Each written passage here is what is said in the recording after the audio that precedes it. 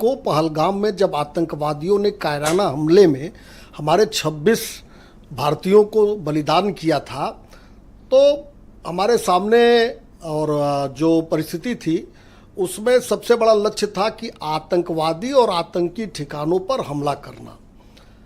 सबसे पहले भारत सरकार ने पाकिस्तान के विरुद्ध आयात निर्यात को रोका, उनकी इकोनॉमी घेरेबंदी की, सिंधु नदी जो संधि थी, जो सिंधु जल संधि थी, उसको रोका। साथ ही साथ जो कूटनीतिक पहल थी, सभी देशों से, जो महत्वपूर्ण देश है उनसे वार्ता की गई और 7 मई को ऑपरेशन सिंदूर के तहत कार्रवाई की गई। और उस कार्रवाई को केवल पाक अधिकृत जम्मू कश्मीर तक ही नहीं सीमित रखा गया, बल्कि पंजाब के पाकिस्तान के अंदर घुसकर पंजाब और सिंध प्रांत तक जो इनके मुख्यालय थे जैश ए मोहम्मद के और लश्कर ए तोयबा के, उनको नष्ट किया। 100 से ज़्यादा आतंकवादी उसमें मारे गए, जिसमें 5-7 तो विश्व के पटल पर उनकी मांग थी। ऐसे आतंकवादियों को मारा गया और वो नष्ट किया गया। 9 ठिकानों को नष्ट किया गया। यानी जो भारत सरकार की संकल्पना थी कि जो आतंकी जहां से आते हैं उन मुख्यालयों को नष्ट करने की, एक पूरे विश्व में ये संदेश देने की कि भारत के अंदर अगर कोई आतंकवादी घटना घटेगी तो हम सीमा कोई बाधा नहीं है, अब कोई सीमा आतंकवादियों की प्राणों की रक्षा नहीं कर सकती, ये संदेश पूरे विश्व को दिया गया। तो सबसे महत्वपूर्ण तो यही था कि उस घटना के बाद रिएक्ट करना। लेकिन पाकिस्तान खुलेआम आतंकवादियों के साथ खड़ा हुआ, जनाजे में शामिल हुआ। 2 सवाल हैं और उसने ड्रोन्स भेजे। तो हमारी जो एयरफोर्स है, जो हमारी सेनाएं हैं, उन्होंने जिस तरीके से आक्रामक कार्रवाई की, जिस तरीके से उनके 11 एयरबेस को समाप्त कर दिया और रावलपिंडी तक हमला किया, उसने एक संदेश दिया है कि भारत अब नया भारत है। कोई भी और जो अंडरस्टैंडिंग बनी है, जिसको लेके तमाम सवाल है, मैं उसको भी कह देता हूं कि देखिए 1 बजे 9-10 तारीख को 1 बजे दिन में डीजीएमओ पाकिस्तान ने फोन किया, बात 3:30 बजे हुई।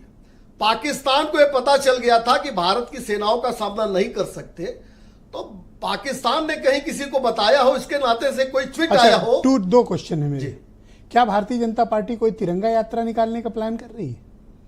आधिकारिक पुष्टि है इसकी? नहीं, देखिए वो देश स्तर पे अगर इस तरह की कोई अभी ऑफिशियल नहीं है। बिल्कुल, अभी आप ही लोग के माध्यम से हम लोग आज दिन भर चुकी चैनलों पे ही रहे। ऑफिशियल आप लोग को बताया गया नहीं पार्टी में? नहीं, अभी हम लोग के सामने नहीं आया है। Now next question. कोई ये कोई बड़ा विषय नहीं है। नहीं है, अगर आप कर रहे हैं तो मालूम होना चाहिए। पार्टी अगर पार्टी करेगी तो अभी तक प्लान नहीं है। 13 से अगर चर्चा है और पार्टी के पास संगठन का इतना बड़ा इंफ्रास्ट्रक्चर है कि तत्काल कोई भी कार्यक्रम और देश हित के लिए तो भारतीय जनता पार्टी अगला सवाल है, अगर कोई सीज फायर होना था तो उसका ऐलान भारत की सरकार को करना चाहिए, ना कि अमेरिका के राष्ट्रपति को। क्यों?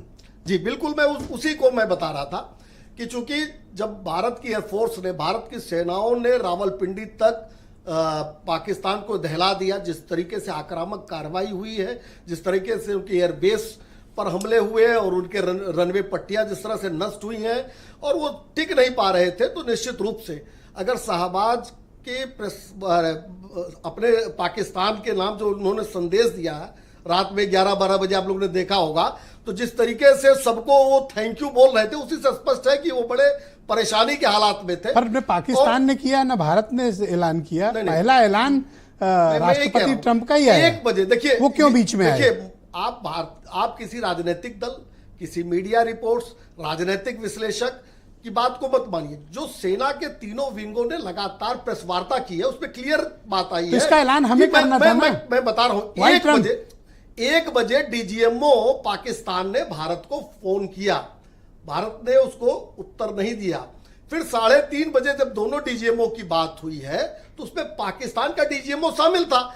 अब पाकिस्तान शहबाज शरीफ या उनके किसी लोगों ने अगर ट्रंप या किसी को भी उन्होंने शेयर किया हो बात और उनका ट्वीट आता है तो कम से कम नहीं, हमको- रूबियो का ट्वीट पढ़ा आपने उनके मेरी बात स्टेट सेक्रेटरी देखिए, का? मुझे तो ये लगता उन्होंने है क्या लिखा था कि हमको पूरी ना- रात मध्यस्थता की हमने। देखिए ब्रिजेश जी, रूबियो, ट्रंप या किसी की बात से ज्यादा महत्वपूर्ण भारत के लिए भारत की जो अधिकृत प्रेस वार्ता हुई है डीजीएमओ की, उसको मानना चाहिए।